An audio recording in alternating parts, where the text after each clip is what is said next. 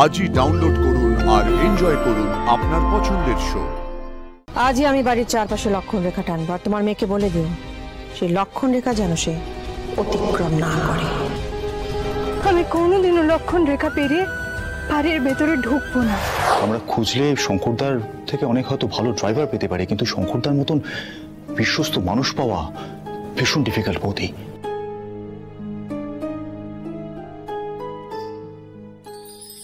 আমার মা মরা ছেলে মেয়ে দুটোর জন্য বাবার দায়িত্বটাই আমাকে বেছে নিতে হচ্ছে।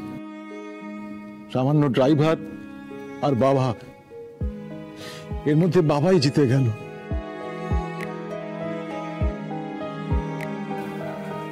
জানি তো, খুব একটা সমাধান তো খুঁজে বার করা যায় যাতে সবকিছু ঠিক থাকে।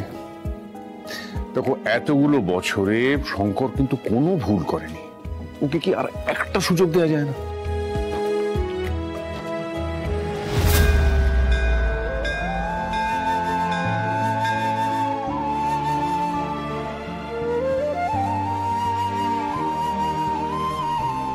ঠাকুর এত বছর ধরে বাবা দেবী মায়ের সেবা করেছে, আজ আমার ভুলের শাস্তি বাবা মাথা পেতে নিয়েছে।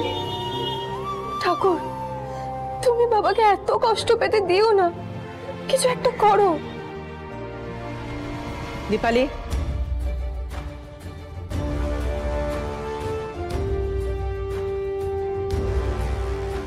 হ্যাঁ ম্যাডাম। শঙ্করকে খবর দাও, বলো আমি ডেকে পাঠিয়েছি। কি? কর্তামা,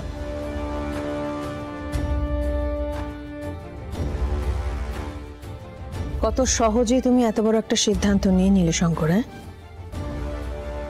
তুমি যে চাকরিটা করবে না সেই সিদ্ধান্তটা তুমি নিলে, অথচ আমার কি সিদ্ধান্ত বিষয় সেটা তুমি একবারও জানতে চাইলে না। আমার আপনার থেকে অনুমতি নেওয়া উচিত ছিল। আমার ভুল হয়ে গেছে। আচ্ছা, তুমি তোমার মেয়েকে শহরে নিয়ে এসেছো বিয়ে দেবে বলে তো? আগে হ্যাঁ কর্তামা। খুব ভালো। তাকে বলো যতদিন না তার বিয়ে হচ্ছে ততদিন অবধি যেন আমার চোখের সামনে তাকে আমি দেখতে না পাই, এবং আমার বাড়ির ত্রিসীমানাতেও যেন তাকে দেখা না যায়।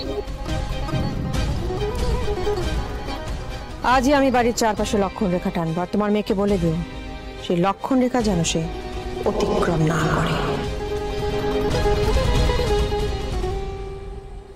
বাবা! কুসুম, এক পাও না, এক পাও এগোবি না।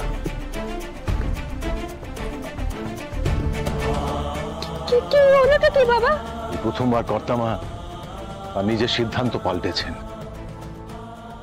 কিন্তু তার বদলে কর্তামার একটা কথা কুসুম, তোকে সারা জীবন মানতে হবে।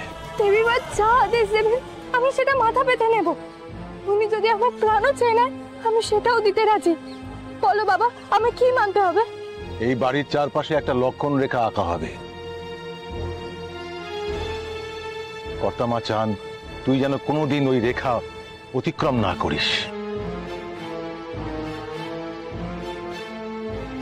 আমি কর্তামাকে কথা দিয়েছি, তুই কোনোদিন ওই রেখা পেরোবি না।